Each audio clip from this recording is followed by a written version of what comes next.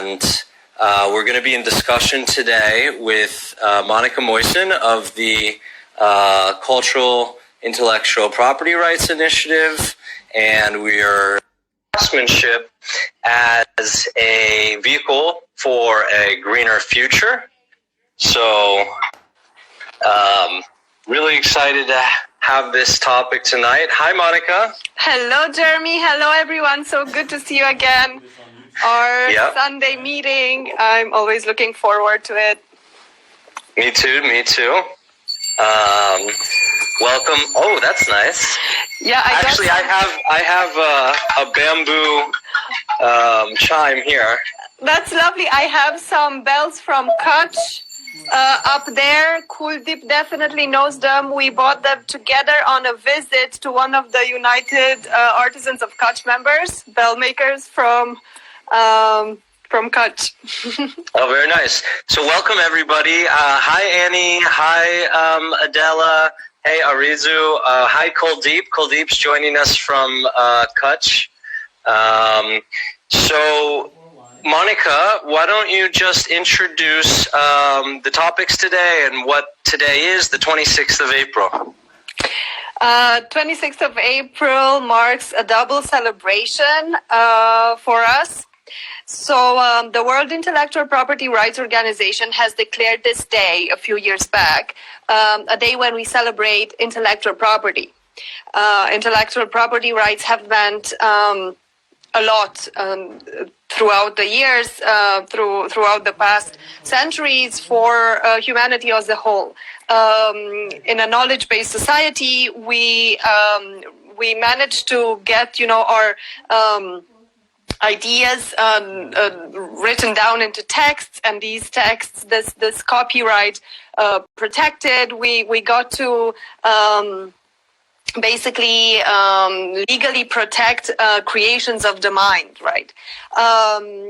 Some of the creations of the mind, like traditional cultural expressions and expressions of folklore, have not been protected, however, through the existing, or are not protected through the existing legal tools. And that's why on the 26th of April 2018, we launched the Cultural Intellectual Property Rights Initiative, advocating for craftspeople as custodians of traditional knowledge and traditional cultural expressions, and indigenous communities to be recognized as right holders as well. So creating tools that would also be beneficial for them and value their knowledge as well.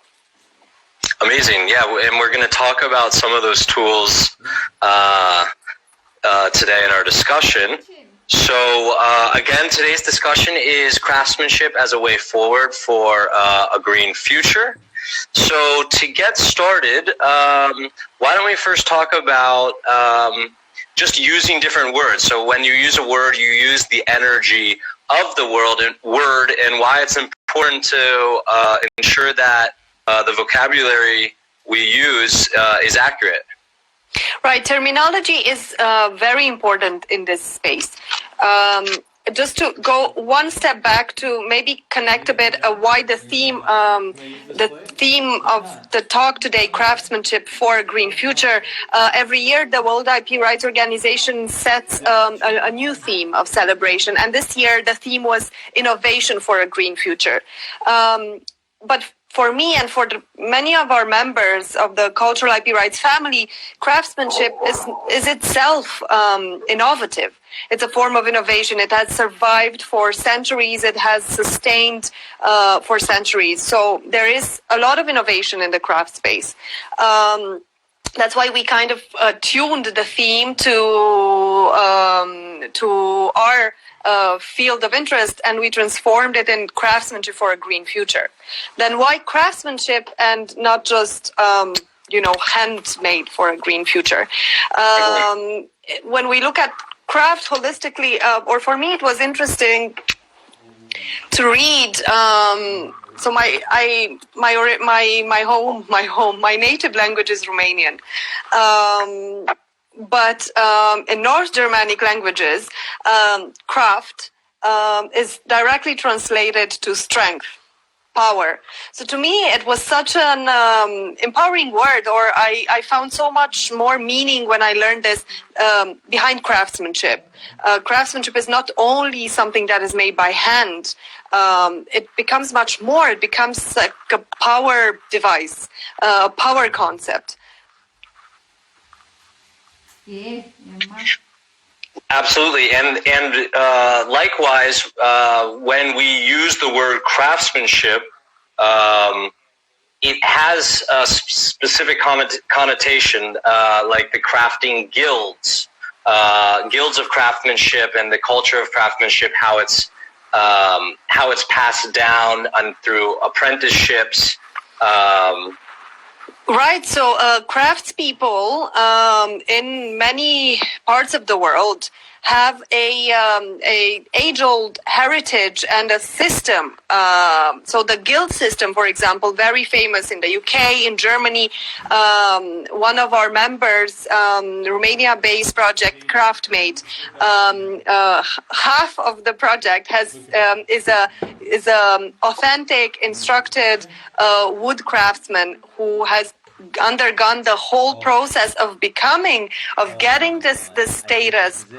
Included also traveling around different countries in the world for around 3 years to practice the craft of wood making. So it is a series of processes that get us to become craftspeople, Sure. So to become a craftsperson is not really by night. So it implies either, a cross-generational transmission of knowledge or a specific education system. When I say education, like a formation system.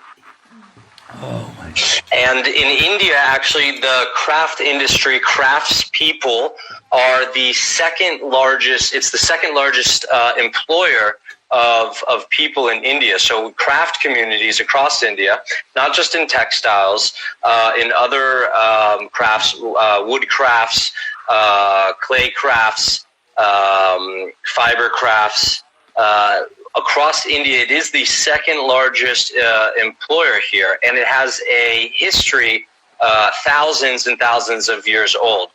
Each region of India has their own very unique craft community, no matter where you are. Where we are in Bagru, the craft is block printing, hand block printing, so which is actually made up of almost 4 different specific processes that create the finished product. First, we have the wooden block, which is hand carved. Then we have the printing of the fabric, the printers, and the dyers of the fabric, and the washing artisans that prep and post process the fabric. And then, of course, if we look at the fabric itself, it's the whole weaving industry, the fiber industry. Everything is so interconnected. Very much so, yes. So we do have one question here. Annie Sloan is asking about knowing more of a specific case.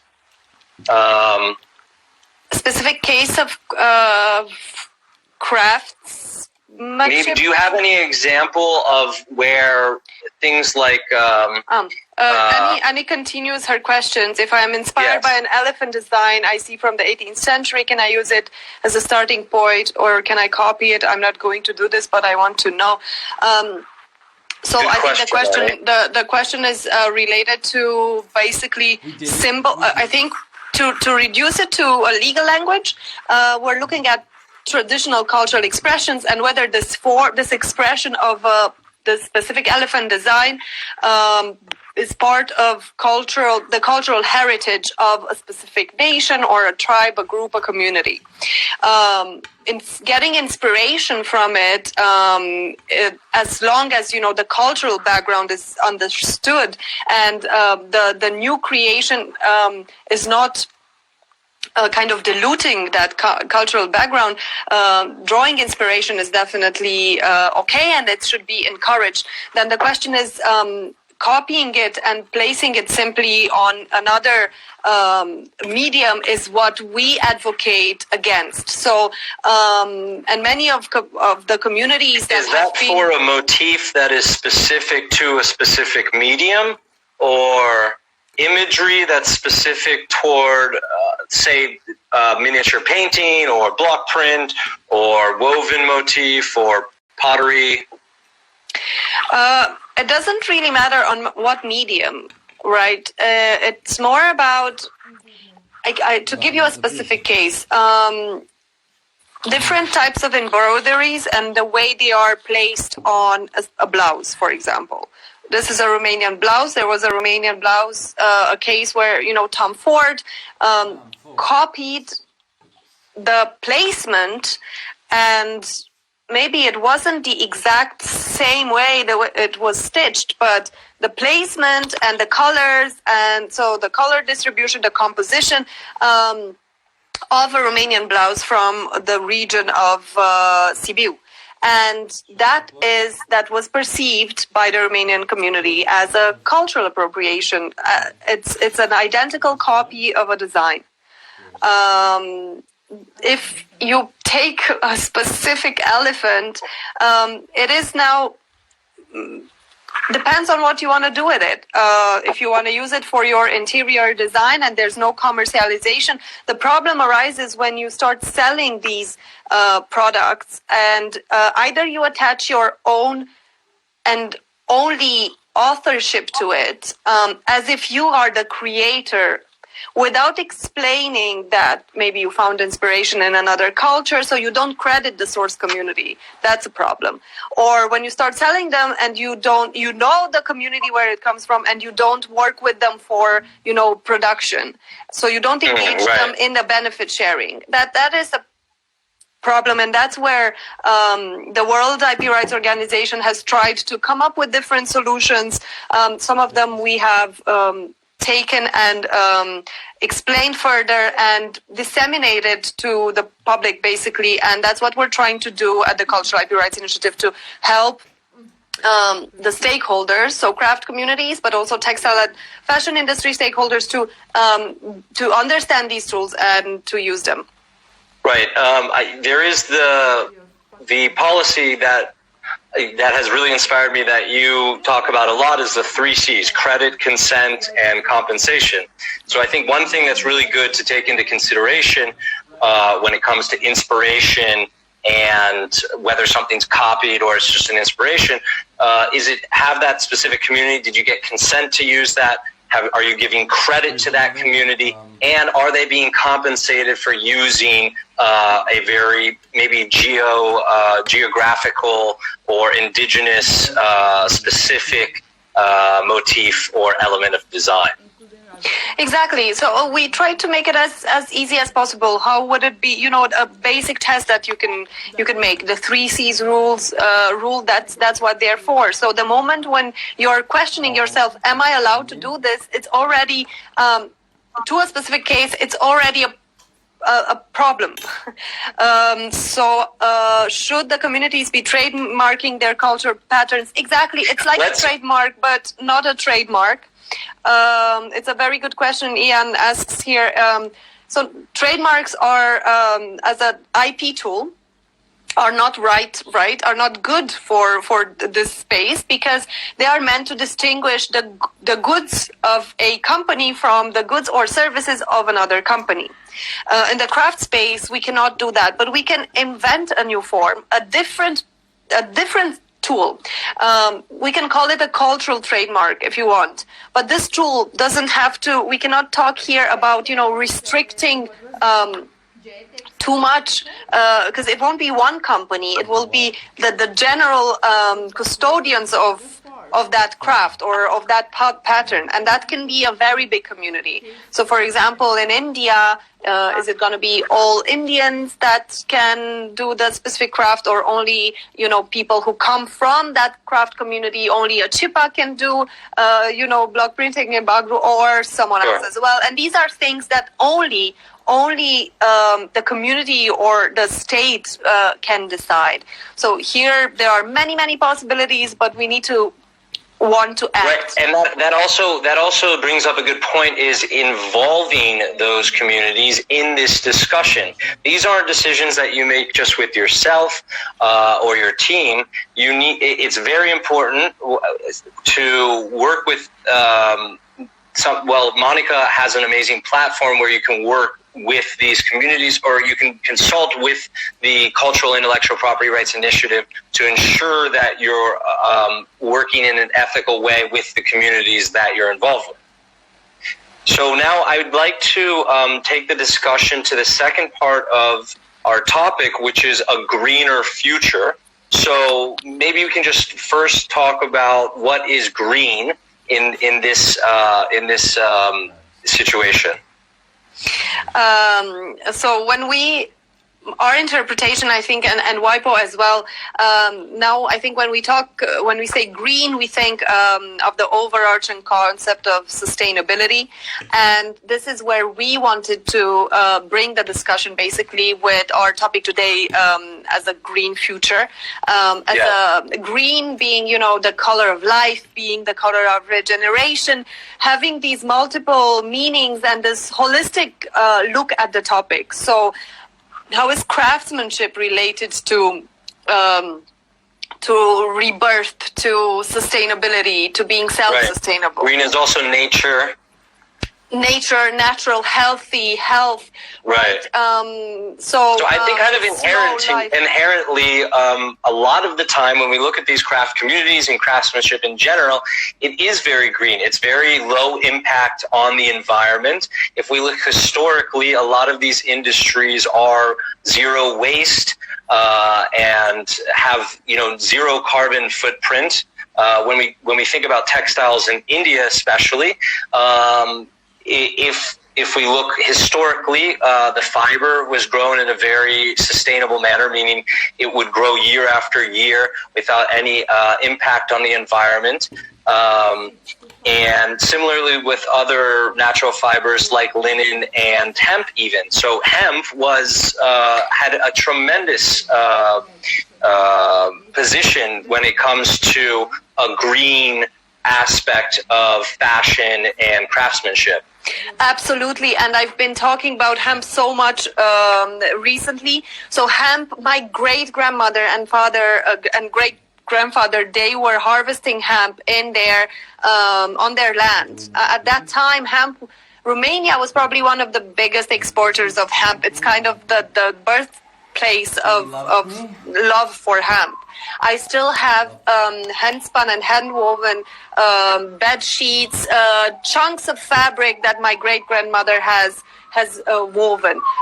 This is not happening in Romania anymore today. Very little. The production of hemp was at some point restricted by law. Many reasons, but probably also the fact that a lot of the mills that were processing hemp in Romania were bought by foreign investors that had bigger mills, probably seeing this hemp production and weaving as a competition to their own. Exactly. So historically, it's a very complicated story, but the passion for hemp is back, and there are a few projects around the world that are doing an amazing work in this space, and hemp is one of the most sustainable raw materials with which we can address our bodies and have interior textiles as well. And it's a very durable material too. So Annie Sloan is asking, is hemp what I would call flax to make linen? So no, hemp is actually different from flax. Flax is the plant that's used to spin into linen yarns. Hemp is a completely different plant material. My London or Mio London is directing us to Patagonia's founder's book. Patagonia, if you go on Patagonia in general, on their website, they are world leaders in sustainability of raw materials. So any kind of information, very legit, researched information on raw materials, Patagonia is indeed an excellent resource. Another great research there for you, Annie, to learn more about hemp, and hemp especially in India, is a company called Bombay Hemp Company. It's called Bohi Co. I'll just type it into the chat now, and it's another great resource for learning about the differences between the different types of hemp versus cannabis, because actually this is another big problem with hemp, is it's been villainized because it oftentimes gets mistaken with marijuana, which is a different family of the similar plant. So you can go to Bohico and learn all about the differences between those fibers. So as we move forward, now maybe we can talk a little bit historically about the Silk Road and how that has had kind of an impact. If we look historically about craftsmanship and sustainability. So I'm not sure historically or how to direct this conversation but the idea is that, or what do you mean exactly to talk about historically about the Silk Road? Well, I think it's interesting as we look about the trade and how the supply chain has evolved as materials and products started to become globalized, going from east to west, and then we had kind of like a melding of processes and how demand has really dictated a lot of what's made. Definitely. And it also, and this maybe if we just reduce it, simplify it to trade versus, craft for pleasure, maybe. So the parts of the world that were involved intensively in trading with textiles, China, India, for example, are academic research places them today in the craft economies that focus on selling craft products. What happens to the rest of the world that wasn't so intensively, let's say, engaged in the actual manufacturing where the handcraft was performed, is selling today craftsmanship. So the knowledge of craft as well. That's why we can see these big differences into how craftspeople, they are both craftspeople, or all of them are craftspeople in India as well as in Italy. The made in Italy couture is craftsmanship. So craftsmanship under the same umbrella, we have different content, and historically there are probably many links that we can draw to why this is so. It's just an interesting fact, sure, how broad craftsmanship and strong craftsmanship that the notion can be filled up with content in different parts of the world. Sure, and I guess it's, geographically, the connotation of craftsmanship versus handmade, even. Yeah, this is very important. I mean, it's amazing. I love the fact that India, for the first time since I'm, connected so closely to India, I see that the voice of craft stakeholders are rallying behind one call for the principles. It was just the other days on social media sharing under a hashtag that was said handmade in India. And I talked to some of the cultural IP members and I told them, why not handcrafted in India? Because it's such a different level. Anything can be handmade. Yes. We can do anything by hand. I mean, many things. Even you don't. I think as this conversation evolves and as people start to realize more about the power of words and the exact way that we are describing ourselves, that handcrafted actually is, a much more accurate way of describing the output. This then leads, if we look, we go down the line of connections, from handcrafted, we also go to talk about how do we compensate these people. If we say handmade, we kind of get into that space of labor. It is and wages versus compensation. Exactly. If we say wages, if it's handmade and we pay people wages, then they are labor. This is the connotation of the words So, as opposed to if we are to consider these craftspeople as artists, then artists aren't receiving wages. This is an important, I think, comparison here. It's more of the compensation for the time and the end result. Yeah, and the knowledge that's part of it becomes differently valued. Because people tend to forget about the aspect of knowledge because they talk about wages or employee, like labor or this. But when you talk about the time vested in creating something, then you have a different we call it unit of measurement for the craft value as well. Yeah, absolutely. That's what we need to buy that. And so, just looking here as we continue. So at the moment, too, when we discuss this craftsmanship as a green future, a lot about what we discuss is an educational battle, so to say, with the consumer, with the global community.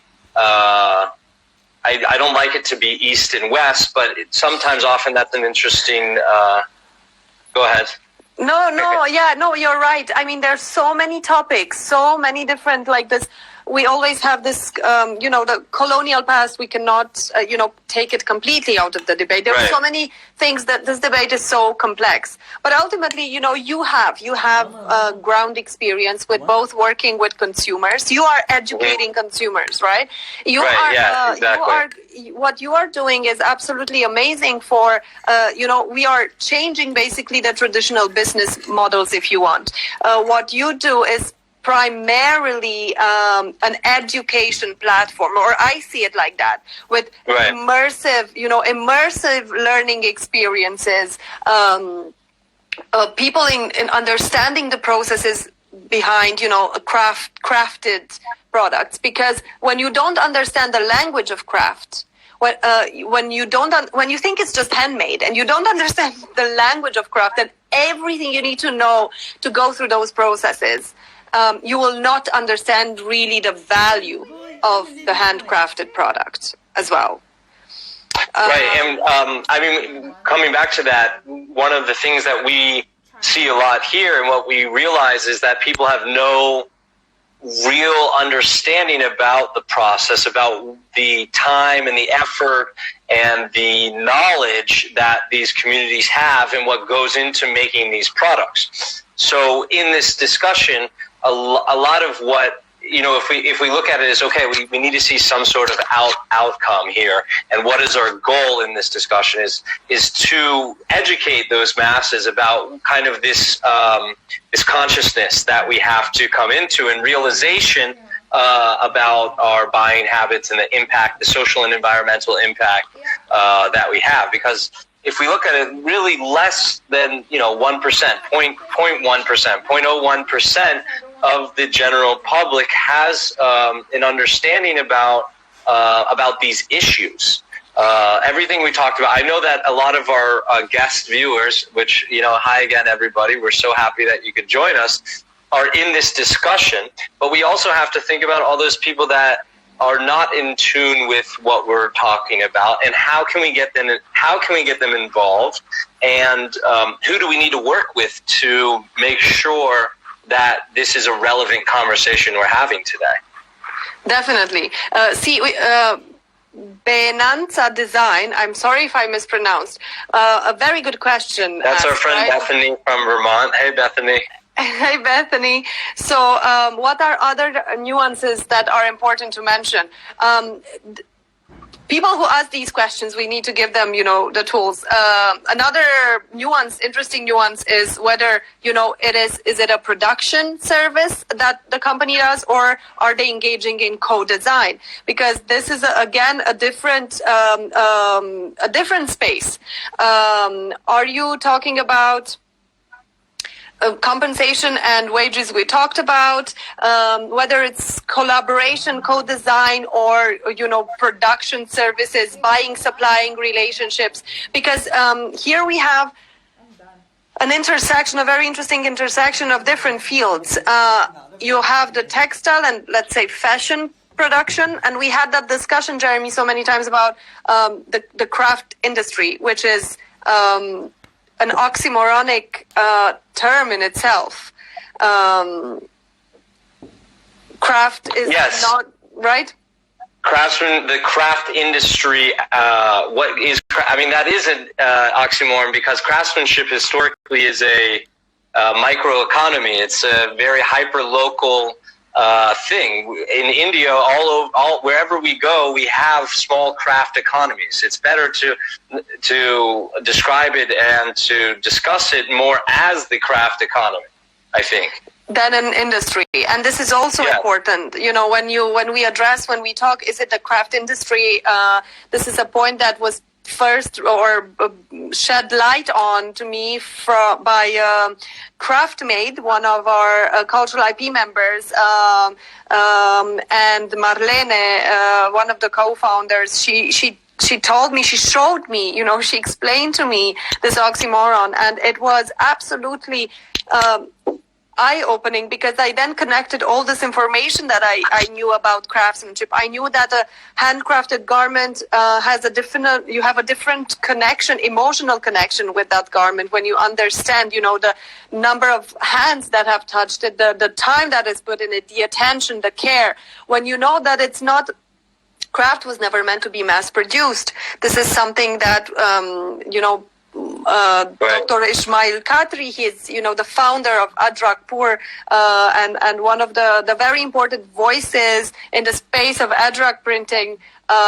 He also mentioned the same thing, the same idea. Craft was not meant to be mass produced. Again, mass production and craftsmanship are oxymoronic terms. It's not. They cannot survive together in the same space.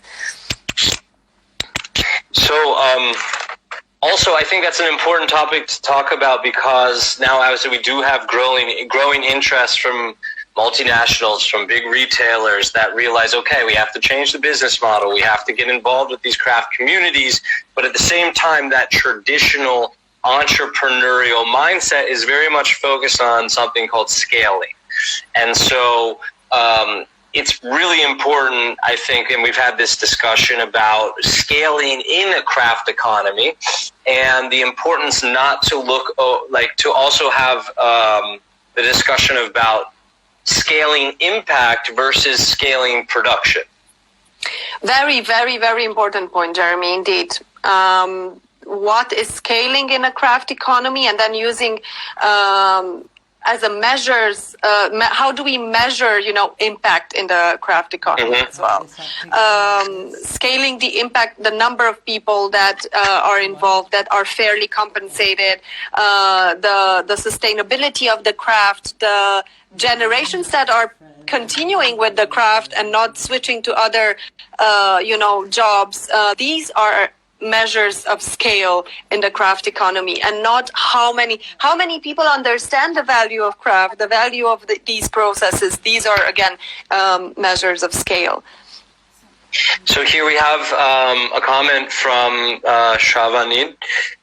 We would love to come up with a way to spread more awareness about craftsmanship. And then from Shilpa, crafts are widely made in India and only bought by a niche segment for now. Building awareness is so important. We actually have Sharvanid. We are launching a small booklet today about craftsmanship for a green future, together with the Cultural IP family, Studio Bagru, and all the other members, parts of our consulting board. We put together, a little gift today. We will be launching it maybe an hour after this call. You will be able to download it from our website. This little booklet that talks about the meaning of craft and the importance of the meaning of craftsmanship, the importance of craftsmanship for a green future. You can definitely read it, share it with anyone. It's just a little manifesto for craftsmanship, basically. Yeah, so we will share it in 1 hour. It's ready. Dev, our permanent team member, Dev has done an amazing job editing it, doing the graphics. It looks amazing. We hope you will take the time and go through it. Here's another question from Malabar Fabrics. What ideas, incentives are there to keep the crafts alive with the advent of technology and younger generations being drawn to tech industry for work? This is so exciting, such an exciting topic, right? You start and I'll follow. Okay, so yeah, for sure. It is really exciting and it's interesting. I'll address the second half of the question about the younger generations being drawn to tech industry for work. What we've seen in Bagru is the biggest draw away from the block print over the last 20, 30 years, which is starting to change now in the last 10 years, is brain drain.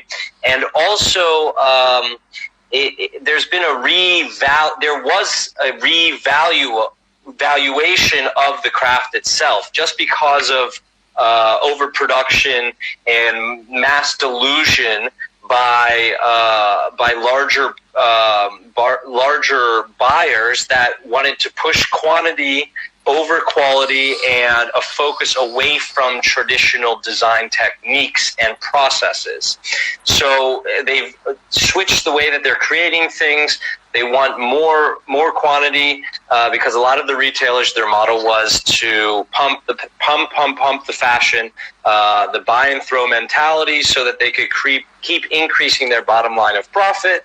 And how do you do that? You pump out more products, and you have to lower the prices each year. And so the craft community was kept being paid less and less for these products, and the products themselves became devalued.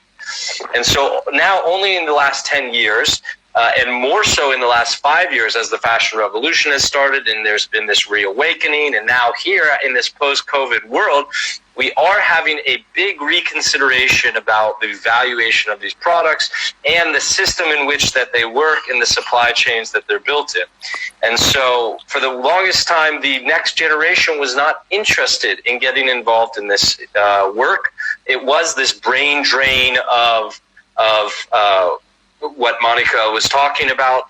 But now, luckily, we are seeing more investment in these industries. We're seeing more consideration by independent designers. We're seeing a shift in the value equation of these products. People are realizing, okay, these are highly valued luxury products that are on the same level of luxury segment that people are used to purchasing from. And another perspective I might, add to this is that we are looking at craftsmanship separated from technology, but why don't we look at them together?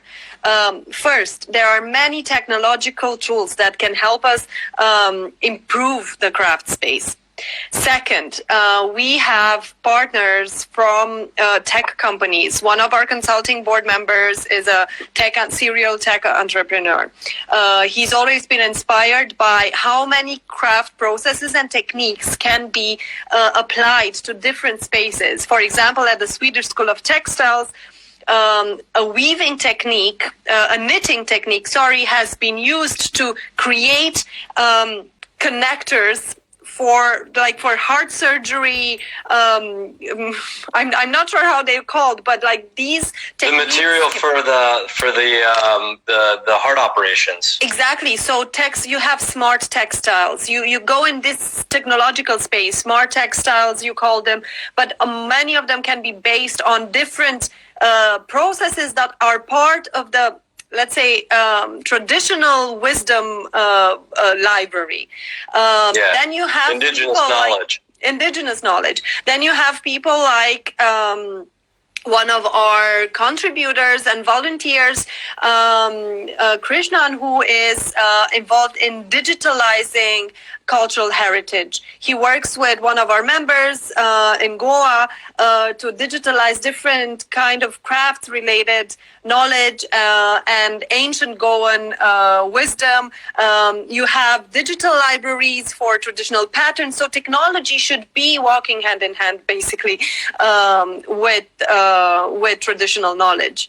And at the beginning, when we founded the Cultural IP Rights Initiative, our motto, and it still is, that traditional knowledge meets innovative technology. And this is the golden rule for the future, because there will be both these elements with us. The question is, how do we marry them? How do we keep them walking along?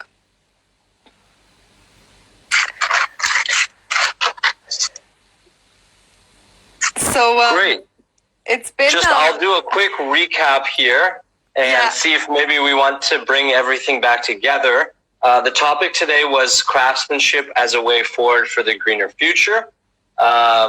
We had a great discussion about just the energy of the words that we use and the way we describe things like craftsmanship and what is green and what that future will look like. Craftsmanship versus handmade, and the scaling in a craft economy, how we've discussed about craft industry itself is almost an oxymoron. The craft economy is a very micro economy and very specific regionally and geographically. And were there any last topics that you had on your mind here today, Monica? No, I think it's been a lot of information again. Maybe not enough time for answering all the questions, which is great, because this gives us more food for thought for our next Sunday interaction. This is a very, maybe this could be the topic for our next interaction. The last question here: recommended ways to reach out to craft communities and examples of generous ways to give back to the communities. Benefit sharing models are what we call them, and the space for creating those is infinite. So we will definitely jot it down and talk about this in one of our next meetings. Yes. I think now what I want to share is just to stay tuned for the next hour to download the Craftsmanship for a Green Future project that we are issuing today, and stay close to us for our next meeting. Yeah, that's right. So we are going to continue uploading these. They're available on SoundCloud. We'll include the link in our bio and in the next post. And in the description of that, you will be able to find links to everything that we've discussed today, including this packet that Monica has talked about. And as well, you can visit both of our websites. Monica's is culturalintellectualproperty.com, where you'll find all about the work that she does and the organizations that are part of CIPRI. And you can find more about block printing at studiobagru.com. So again, I'm Jeremy. And I'm Monica.